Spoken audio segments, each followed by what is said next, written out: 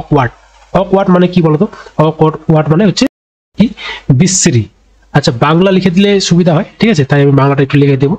তো অকওয়ার্ডের যে আমাদের সিনোনিম আছে সেটা হচ্ছে ক্লামসি, মানে হচ্ছে আনাড়ি, আনগেইন, পন্ডেরাস, রাফ, রুক্ষ, ঠিক আছে, এগুলো একই টাইপের ওয়ার্ডগুলা, ঠিক আছে। অ্যান্টোনিম, অ্যান্টোনিম কি? বিপরীত শব্দ, ক্লেভার, চালাক, ঠিক আছে। অকওয়ার্ড মানে বিশ্রী, বোকা বলা যেতে পারে। তো অ্যান্টোনিম যেটা আছে বিপরীত শব্দ সেটা হচ্ছে ক্লেভার, চালাক, ডেক্সটেরাস মানে কি? দক্ষ, অ্যাপ্ট মানে উপযুক্ত, স্কিলফুল। ওকে, তারপরে আছে নেক্সট ওয়ার্ড যে অ্যাপারেন্ট। কোনো কিছু অ্যাপারেন্ট মানে কি? কোনো কিছু স্পষ্ট, ঠিক আছে, স্পষ্ট, কোনো কিছু স্পষ্ট।